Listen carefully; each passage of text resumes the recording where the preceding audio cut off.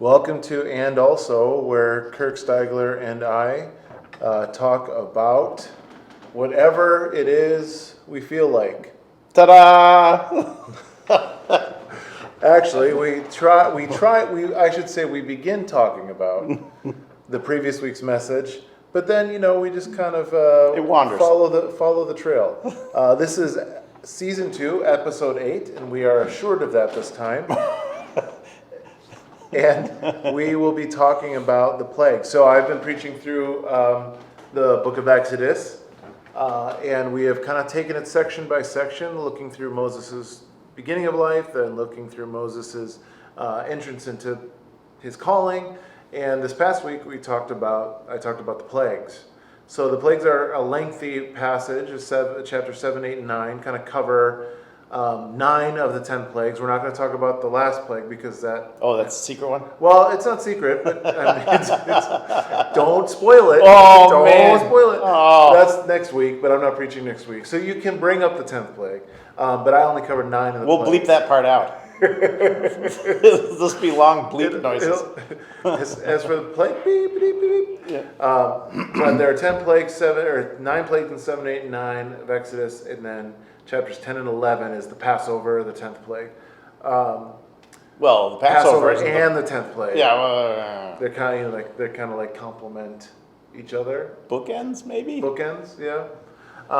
Either way, so that's kind of 5 chapters of plagues. We're going to focus on at least 3 chapters, but we'll dip into the plague that shall not be named, if we want to.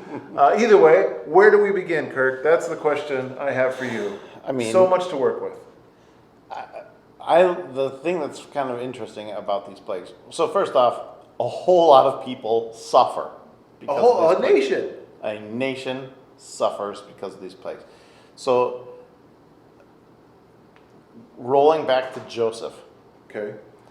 famine in the land, in the whole land, right, in the whole Middle East at the time, and probably most of Northern Africa at that point. Famine. Everybody shows up on Egypt's door. Joseph comes up with ways to store and prepare food for worse and worse and worse, right? Mm-hmm. And then that's how the Israelites end up there, right? As Right. at that point, a fairly small group or a rather large and boisterous family reunion. But then later on, it's like the whole everybody's living in Goshen, which is a fun name to say. But in Goshen, that's where the Israelites are living, because that's the other side of the tracks, I guess. The bridge over the Nile. I don't know why Goshen is separated, but that's where the Israelites are living. And then everybody else lives in the nice part of Egypt, I guess. Mm. And when you think about any society that's using slavery, it's because rich people don't want to do work, right? So they're having work done for them. Yes. I'm fascinated that the work that they want done for them is making bricks. I don't know why. Like, how many? Is there a building boom that they need so many bricks? Maybe the Israelites are like, why are we making bricks? And the Egyptians are like, I don't know. That's just what we need you to do. That's what we need to just make some more bricks, please. Yeah, you do bricks. Right? So 400 years, we start out on the good side of things, Pharaoh's number 1 guy, and then, oops, now we're making bricks, right? So it's been a long descent somewhere along the way. Something happens, and now we're making bricks. And it's miserable. And it becomes more miserable because, Pharaoh killed the firstborn or tried of the Israelites. We get Moses hanging around the palace. Moses is hanging around the palace learning Egyptian ways of life, other ceremonies. Yeah. And it's interesting, actually, about that part of it. So he understands those ceremonies to the point of later on when he says, let us go, and the Pharaoh says, well, don't go far. I love that part. You can go, not too far. Before those streetlights come on. Just stay in the yard, right? Stay in the yard. Basically.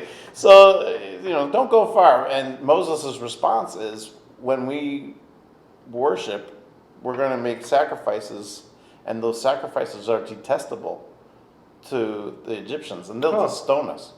So he understands what the ceremonies of the Egyptians are like, and apparently how empty they are. And that is an interesting cultural understanding that becomes key to the argument that he has with the only guy with any power on the planet at that point. Yeah. That's fascinating, right? But and it's reasonable. And like it's, He's like, we can't do that here. Yeah. You guys are going to be all grossed out. So, okay. So, the fascinating part about the plagues, right, or these events that are occurring one after another, is how they start picking at, bit by bit, the structure of the culture. Because, and this is amazing, they have magicians. Isn't that We have cuckoo cachoo? Yeah, we have scientists and engineers, and we can follow rules about things and build stuff that's amazing. And they have magicians who can do some amazing things. I don't know why you'd want to spend your time learning to do some of the things that they've done, but they do these things. But they can do it. And God pokes at it straight head on. So the first one is take your staff, throw it on the ground, it becomes a snake. Yeah. Now, whoa. Would you want to pick your staff back up again, or would you have questions about it when you're walking with it?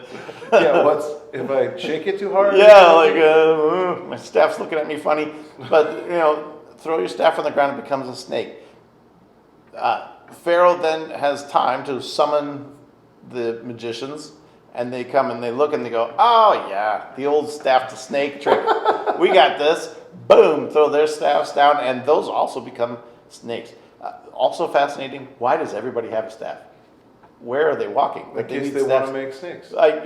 Maybe, I guess, but everybody's got a staff and they all turn into snakes. However, I think it's Aaron's, right? Aaron's staff then goes and eats the other magician's staffs. So that's really funny. So that's the guy going, hey, you can do this. But I eat yours. So, oops. Good try, everybody. And then it is just that, like, you're right. There are these details in this story that you just read right over, but they're really interesting. Okay, staff and a snake. Oh, we can do that too. But then, first of all, why can you do that? Yeah, like, where did you learn that? When was that a practical thing to learn? And what? But okay. Yeah, so then your staff's gone because it gets eaten. But the detail in that is kind of neat. That's you've got smarts and you can do cool things. Yeah. Hey, me too. Oops, mine's better. Sorry. Right? Yeah. So the next one is another head-on is the plague of blood, right? Which just sounds gross when you read it like that, because now it sounds like it's going to be some sort of T-shirt with red all over it, and it's the plague of blood.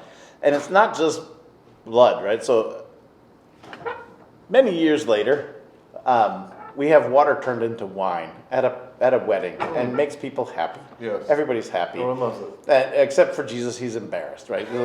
He's embarrassed because his mom's calling him out, and he's like, come on, Mom. Right? So I'm pretty sure that's Jesus' voice. I could be mistaken. But in any case, at this moment, raise your hands out toward the waters, and they become blood. Yeah. And it's not like looks like blood. Right. Becomes pretty close to blood, like blood, exactly blood, because all the fish start to die. And they say don't they say it becomes like fetid and putrid? Yeah, because ew. It's because it's blood. Ew. Yeah. Oh, what do you, ew. Yeah. It's coagulating. It's flowing out to the Mediterranean now. It's gross. What are you doing? Gross. So yeah, it turns it all to blood. And yet later on, the magicians step in and go, we got this. We do this all the time. This is old. You know, we do this. Yeah. And they also somehow find water that hasn't been turned into blood and turn it into blood in front of Pharaoh. Yeah. And he goes, party tricks, right? Who am I listening to? These guys just know some party tricks. Moses must have learned some secrets while he was here in the temple, in the palace, right? So it really is at this point. It really is just a battle of power. it's an illustration. You do these things that are weird and powerful, right? Yeah. You do these things, I can do those I things. can do those too. They're cool, but not as cool as what else I can do. So here's that one, right? So here's the staff, here's the blood, and then we get to now. This is so nuts, and this was the one you were calling out in the service there. After 7 days have passed, frogs. Now we get to frogs. So let my people go.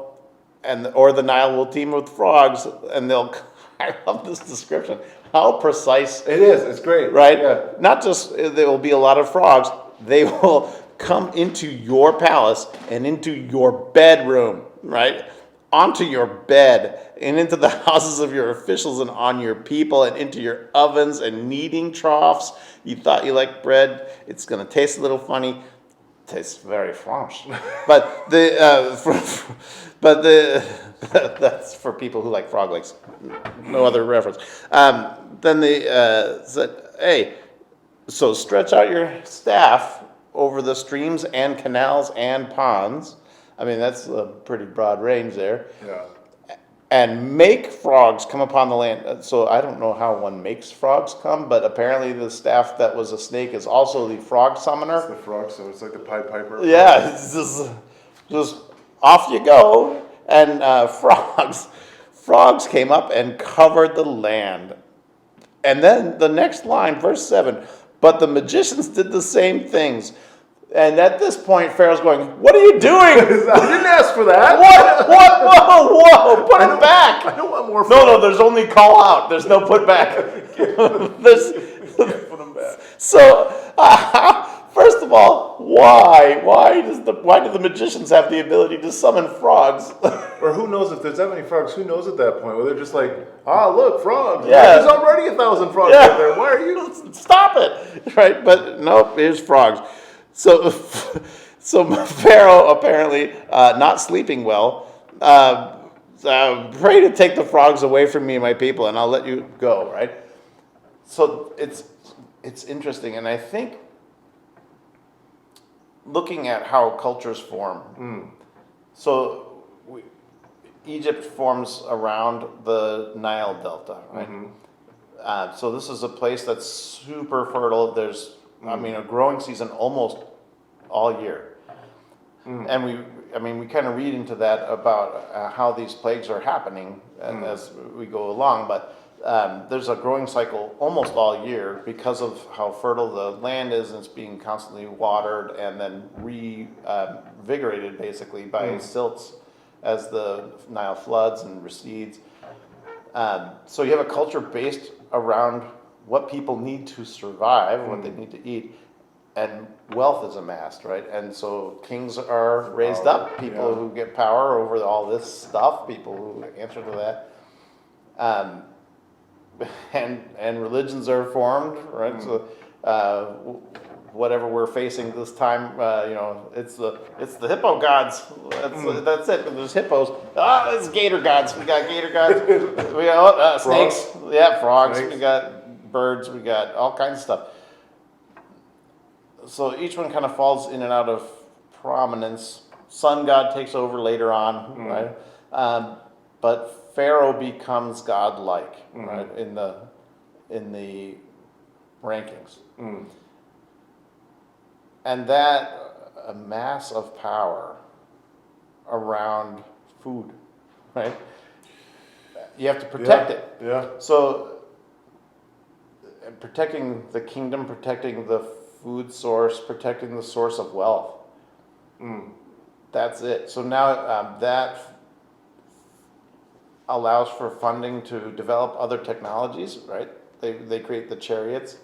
They become an amazing military and culture of which we see evidence still today, Right. thousands of years later. Amazing things. We can go to museums just here in Providence and see mummies, right? Right. Yeah. That are thousands of years old and well preserved and decorated, and none of our stuff lasts that long, right? I have a fridge that's 3 years old that's gone. Right, yeah. So it's pretty incredible. Yeah. So a place where all this technology and culture has developed in its own bubble, me and my people, right? So that's Pharaoh. And we will use whatever we can to make sure my people. Get the flourish. stuff off my people. Yeah. So not us. Yeah. So slaves are extra. Right. And slaves are, I mean, they hit slaves from everywhere, really. Yeah. But Israelites, these are descendants of Abraham. God made a promise. Yeah. So it's just interesting to me, like how direct each one of these things is. So the frogs to Pharaohs, that's just gross. And I love, again, so the magicians summon the frogs along with, after Moses, or maybe, right? So, or maybe like you said, they're just coming. They're oh, look what we did. Alakazam, look, frogs, right? So it's this craziness. So Pharaoh finally says, when I like that the tomorrow line, right? Yeah. So when would you like these frogs gone? Tomorrow. Tomorrow. I just like them tonight. I just want to. There's a few. I want to cuddle up with my frogs tonight in bed, and then tomorrow you can. I made friends with a couple of Yeah, they're pets now. So yeah, that's amazing. So I like the line. Not Moses prayed. Moses cried out to the Lord that about the frogs that he brought to Pharaoh, and the Lord did what Moses asked, and the frogs died in the houses, not left. They didn't leave. They just dropped dead where they were. Ew. Right? No, I think I even mentioned this. Like, I think about the cleanup. And whose job is that? Like, that's almost worse It's definitely worse. than the frogs coming in. Is the frogs dying where they're They must have shoveling been out frogs everywhere. Yeah. Everywhere. That must have been awful. Oh yeah. So then Pharaoh's like, "Well, that's over," and on we go. So stretch out your staff and strike the dust of the ground, and the dust will become gnats. Now, I just went for a walk through the woods a little while ago with my dog because she needs to walk all the time. She needs a lot of exercise. And we would go walking through the woods. And those were not gnats. They were deer flies. But they're big enough to ride on. And there were a lot of them. I can't imagine. There's always like a small bunch of small flies that'll buzz around your face. Yeah. And It's just then constant. Constant. And then there's big flies that want to hit you in the back of the head, right? So I always wear a hat. But these, just imagine all you're wearing is a linen skirt. Because that's all the pictures ever show. Right. And the world is filled with gnats. And they get everywhere. They're everywhere. Yeah. They're going up your nose, they're in your ear, they're in your eyes, they're everywhere. Yeah. Gnats. And that's awful. Since the gnats were on people and animals everywhere, the magician said to Pharaoh, I love this. This is the finger of God. Not the fist, not the whole arm. He's just going, ha ha ha. Right? So that's interesting that now the magicians are like, this is not us. We cannot do this. We would not summon gnats. We draw the line at gnats. Frogs will do. Frogs, no problem. Fine. Well, Blood? Pharaoh could have said, summon more frogs to eat the gnats, but no. They just went straight to, this is not us. It's almost insult to injury. It'd be like gnats first and then frogs makes biological sense. Because no, you're gonna get frogs first. They're gonna die, and now you're gonna get gnats with no frogs. Yeah. Oh, that's just gross and awful. But yeah, and on we go. So now, covered with gnats. Finger of God.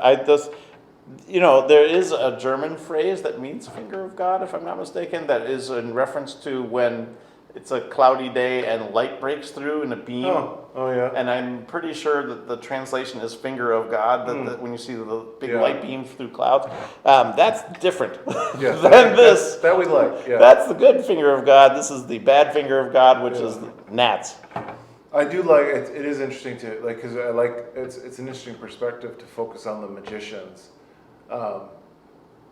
just as we're talking, and to hear them say like so they would be the spiritual experts.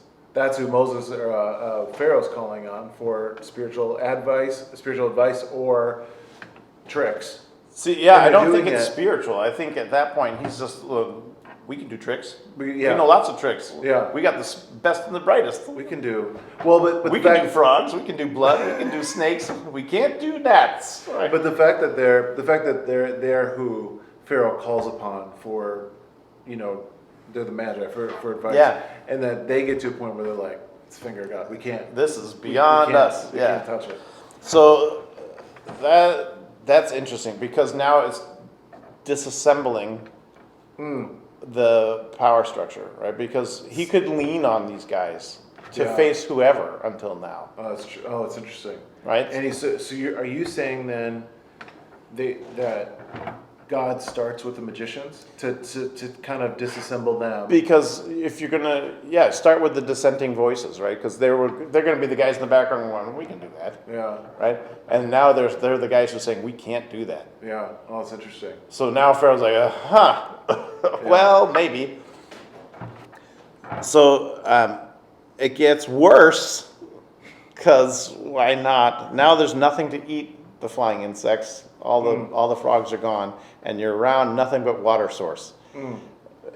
It's a flowing water source, but they had an amazing structure of canals and little reservoirs and stuff, right? So hey, nothing to eat, flying insects. Plague of flies. Here we go. Plague of flies. That's our next one. Let my people go, or I will send swarms of flies on you and your officials. Oh, come on with me and my officials, right? So, blah, blah, blah, you and your flies. Okay, sure. Even the ground will be covered with them. That's too many flies. Sounds gross. It just sounds awful. Because there's no swatting at that point. You're just like existing, you shuffle through. covered in flies. Yeah, it's gross. But I will, on that, now this is interesting. It took till here to get to Goshen. So somehow the water to blood part, maybe that affected them.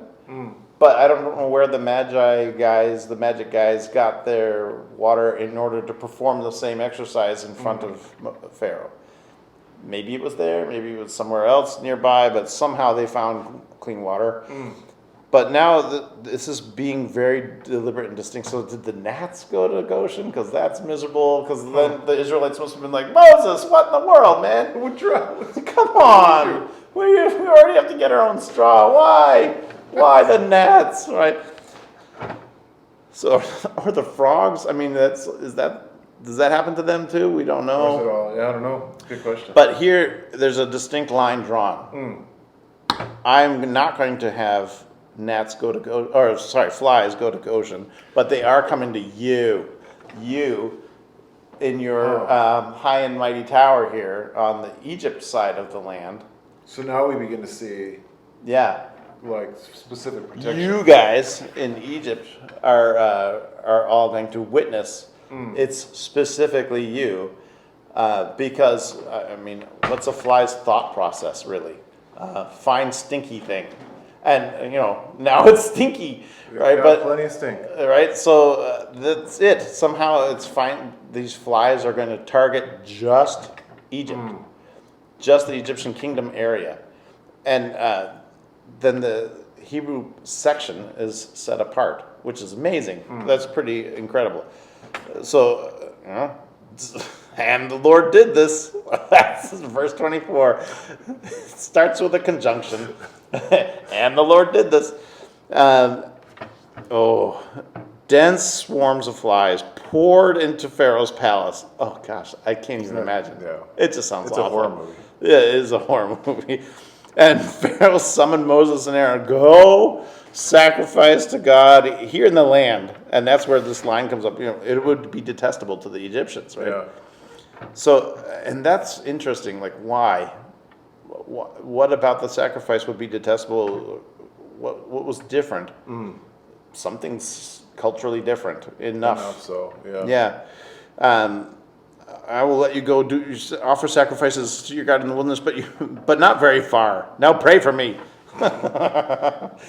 I'll leave you. I'll pray to the Lord, and the flies will leave Pharaoh and his officials by tomorrow, right? Only let Pharaoh be sure that he does not act deceitfully. There it is. Right? And then livestock. So Pharaoh, no, hardened heart again. So we get to livestock. So now that's another nasty one, right? So again, every animal. And again, we can say, but they were innocent, right? What's these animals are at this point are the machines, right? They're the things carrying the bulk firewood. That's They're the true. things carrying the people Yeah. around. They're the things, toting whatever. Yeah. Plus food source, protein source, right? So we have donkeys, camels, horses, cattle, sheep, goats. So that's also for wool and fibers, right? So there's a lot that are needed from these animals on a daily basis in ways that we don't think about anymore as much because few of us farm. But It's essential. these are essential animals, and now you're cutting off the ability to travel, right? So you're cutting off horses, camels. That's your car, Yeah. right? That's your car. That's your truck. You're cutting off donkeys. These are things that carry stuff for you. You're cutting off sheep and goats and cattle. That's food. That's leather. That's hair for wool and so on. So that's amazing. That's a gut punch, right? Because that just cuts your economy right out from underneath you. And Yes, it's not even an annoyance. It's an economic. it's an economic impact directly. So, hey, dude, Yeah. let me go. Let my people go. Yeah. No. I'm just going to take out all that stuff Yeah. inside your territory, Mister thinks he's God, right? Right? And that's exactly what happens, right? So then Pharaoh investigates. I like that it says that. Not he sends investigators. Pharaoh investigates. So Puts on his yeah. Sherlock Holmes cap. And off he goes, and then he checks and sees that none of the animals in Goshen had died. It's only within the confines of Egypt. And even that, he still says he's unyielding. And darn it, man, really? Okay. So just to make it worse, so now you have no way to get around other than walking. Yeah. So what do we do? Well, we're facing this one now, Yeah. right? So monkeypox, we all talk about. It's in the news currently, right? Yeah. Yeah. That's And, true. and That's it is, it sounds incredibly painful from the descriptions of people who have been getting it. The boils that show up on the skin, they say it just in the description, they're saying that it feels like if you put your hand in a pot of hot water and you try to take it out, you can't get your hand back out. It's just that sensation constantly wherever those boils show up. Wow. And so now we have a plague of that. And the way that it starts is fascinating to me. Because this is not wave a stick, right? So Moses doesn't wave a staff, Aaron doesn't wave a staff or hold their hands out. They use ashes. Yeah. And a handful of soot from the furnace. That's an interesting way to start that off. Yeah. But, and again, the magicians don't say we can do this. Yeah. Probably because they're just so, They're like, we don't. they're miserable. Yeah. But again, he throws it into the air. Festering boils will break out on people and animals, whatever's left, I guess, throughout the land. and they took soot from the furnace, stood before Pharaoh, tossed it in the air. Festering boils broke out on people and animals. And the magicians could not stand before Moses because of the boil. So they'd been standing there until this point. They just couldn't. But now they can't because they were in agony, and that just sounds awful, right? So they're in agony, and but the Lord hardened Pharaoh's heart, and he wouldn't listen, just as the Lord had told him. And then, now that everyone's all covered in boils, and not riding any animals, right? They're walking around. You may want to call whatever animals you have left, or your servants indoors, plague of hail, which again, like you came from the Midwest, right? You get serious hail in the Midwest. I mean, you can, yeah. Like around here, it's usually like small granules or maybe penny-sized hail. Down south here, like in Texas, or places like softball-sized hail, which I can't imagine softball-sized ice balls falling out of the sky and in mass and hitting you, right? Yeah. So again, we have this plague where this time I will send the full force of my plagues against you and against your officials and your people, so that you may know there is no one like me. Ooh, because I could have killed you, but I'm just letting you ride this out. Yeah. And again, end your people. Right. End your economy. And biggest and only power on earth at this point, really. Yeah. And, I mean, there's other smaller ones, but that's amazing. So then it wipes out, every tree gets stripped, it says, right? Which we've all seen really nasty hailstorms. They just mash the trees, right? All the trees, anybody that was outside, the livestock, everything gets pelted to death. In an intense storm, right? It's just like, lightning is striking the ground, and it's just wild. Hail fell, lightning flashed back and forth. Worst storm in the land of Egypt since it had become a nation. So someone had been etching the Farmer's Almanac into the side of one of the buildings with all the bricks they've been making. Maybe that's why they need so many bricks, because this book has just got to keep going. But boy, we're running out of pages. But yeah, the only place it didn't fall was the land of Goshen, where the Israelites were. So, I mean, there were other people who were enslaved too, unfortunately. It doesn't say if they were spared, but... Or maybe they were living in Goshen, or who maybe knows? they were also living in Goshen. Yeah. It could be. I don't know. But yeah, so Goshen spared, Egypt destroyed. Now, I mean, just leveled. That's got to be just awful. And so Pharaoh again calls, this time I've sinned. Now we finally get something that sounds like contrition. This time I've sinned. The Lord's in the right, and I and my people are in the wrong. What, already? Let's not jump to conclusions. Pray to the Lord, for we've had enough thunder and hail. So how long had it been going on? That's amazing. Before he finally gave in on it. Yeah. I'll spread out my hands and pray to the Lord, and the thunder will stop, and there will be no more hail, so that you know that the earth is the Lord's. By the way, Pharaoh, who thought he was in control of all this stuff, just because you have an abundant crop all the time, it's only in your town, right? That's not everywhere. That's true, yeah. That's here for you. Yeah. So it feels cool, but it's only you, and it's only here. All of this. Yeah. This whole globe, mine, right? So just to try to remind you how small you really are there, Pharaoh. And that if you want to push a power against power, it's almost like, okay, you if you really want to do that, if you really want to try and exert your power, that's fine. Let's do that. Powerful guy, you stop that hail, right? Yeah, we'll do that. Oh, you can't. Yeah. So, yeah, it's interesting. So now that what gets destroyed, flax and barley are destroyed. However, spelt and wheat are spared. It's very specific about the cycles of what is growing at the time. Oh yeah, interesting. So the fact that wheat and spelt were not destroyed, because they will ripen later, it says. Then we get the hail to stop, and boom! Next time, locusts clean that stuff right off. It survived the hail, but here Now we the come. locust. So, plague of locusts. So you refuse to humble yourself, which, whoa!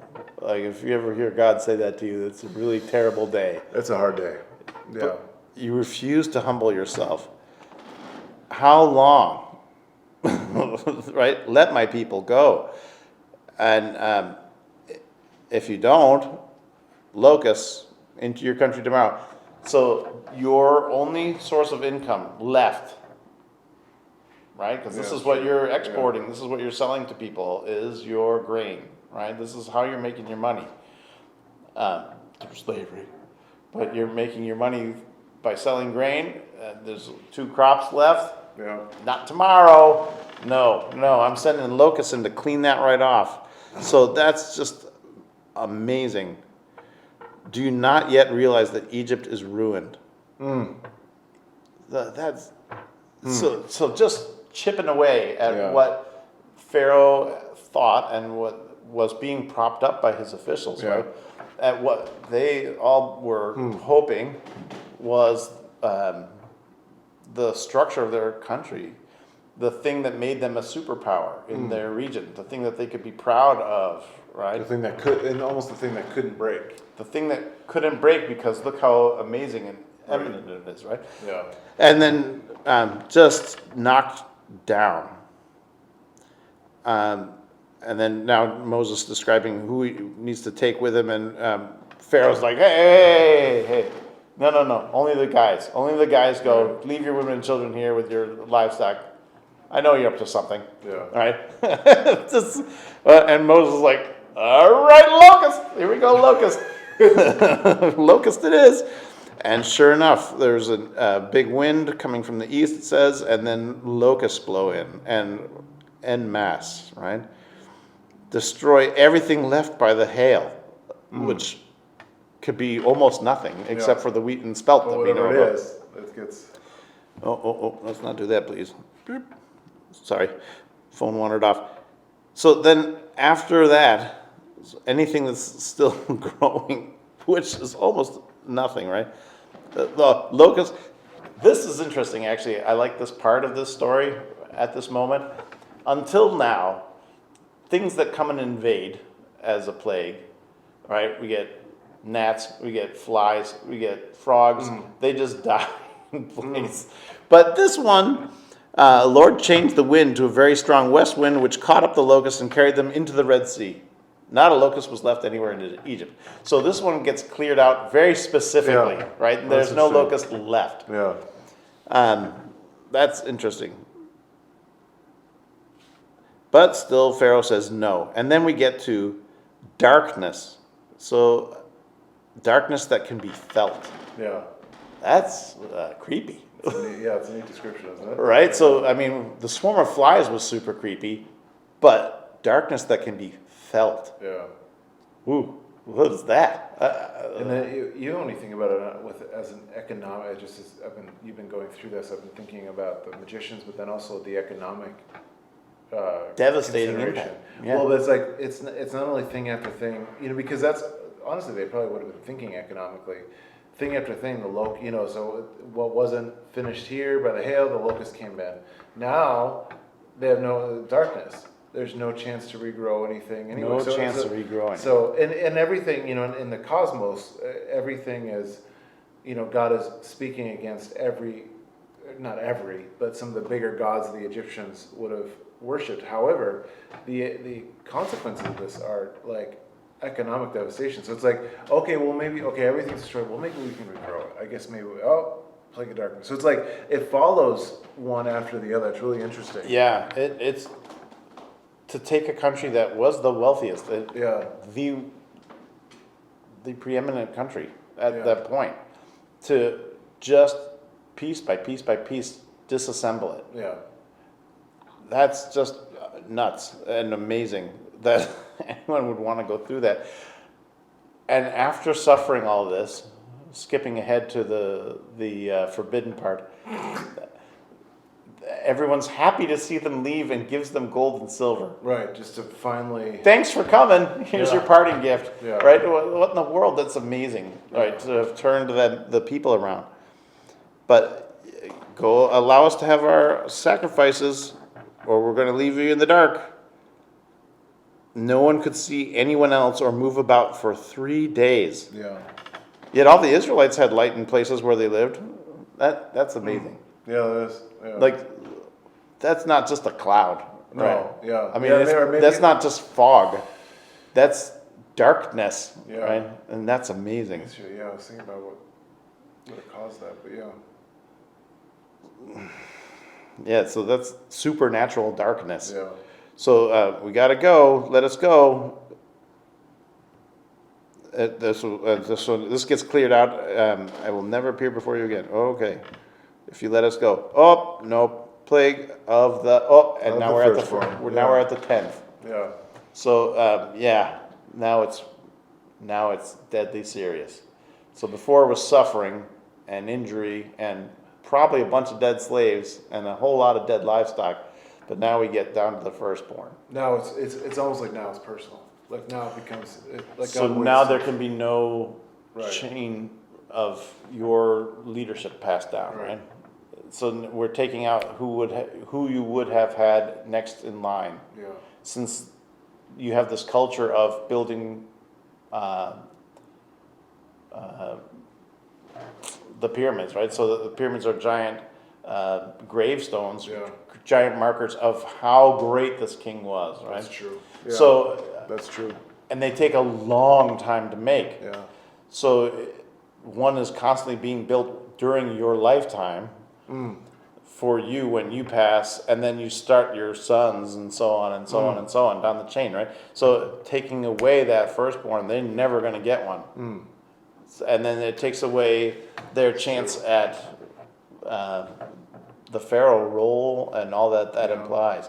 So it's awful to imagine that it also took out everyone else's firstborn. Right.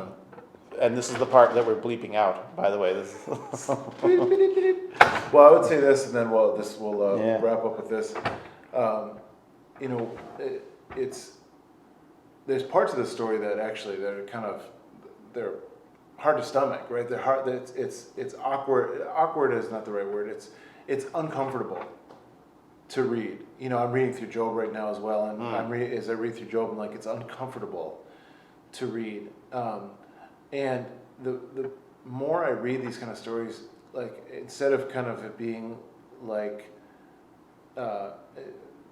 it removes all when I'm discomforted by something, it's removing all the sentimentality of it. So it's like all the kind of pretty cutesy grandfatherly stories about God go out the window when you read the plague. And to me, honestly, it gives a more realistic picture of, okay, you know, like, because sentimentality is like a two-dimensional picture of something. And when you're going through the plagues, and I'm like, oh, this makes me uncomfortable. But there's something that actually encourages my faith in that discomfort of like, okay, well, like there's a real sense of the power and the mystery and even the darkness that can be felt. How'd you do that? I don't know. It's There's beyond, a transcendence that you know we either have to lean into or try and explain away. And at the end of the day, there's so many things in life, even now, that you can't explain away, that you just have to lean into. You know, and so I'm just reminded in this to be like just to see, like, I can't get my mind around the plagues, and I'm like, that's good. I think it's good that I can't get my mind around it. But in it, I get to see God working to make order out of chaos by what feels like making a lot of chaos. I see it as a very distinct leveling of the Yeah. playing field, right? Because here you have people enslaved and crying out, Yeah.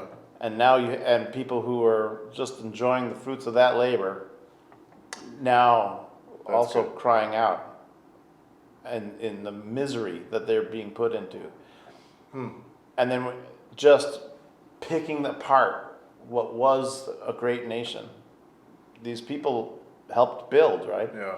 So what was a great nation just piece by piece by piece. This is where you think you're powerful. Cool. I can meet you there. And I can knock that down, and the next one, and the next thing, Yeah. and the next thing.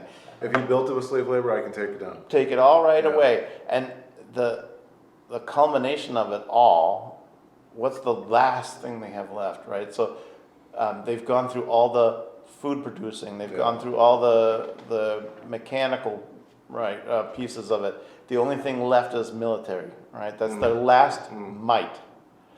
And God washes that away in the Red Yeah. Sea. I like that. Great. It just ties the bow on that was Yeah. Egypt, and you're free now. Yeah, and I like that idea of leveling it because you're right. There's a leveling that happens to cross naturally, but I mean that idea of God saying, okay, you built this on slave labor, fine. We're going to start dismantling it, and create the great Yeah. equalizer. That's good. Well, on that note, even though it doesn't feel like things are wrapping up, and things are probably ramping up because we haven't gotten into 10 and 11 yet, or 11. 11 is 11, playing 12, the 11, first 12. one there. There's still a real sense of seeing the power of God, and I like that language as we kind of and the great leveling that God is using power to level the playing field so that the Israelites can finally be free. So on that note, 9 plagues in. We'll keep going because there's more to be found in Exodus, but thanks so much for talking about the plagues. Because I want to say as we end, I did not really define the plagues on Sunday on purpose. I just didn't have the time. So I'm glad to actually walk through the plagues because it's important information. And so this is actually a really helpful supplement, I think, to the sermon because it walks through at least the 9 plagues we talked about. So thank you. Welcome. And we'll see you next time. See you next time.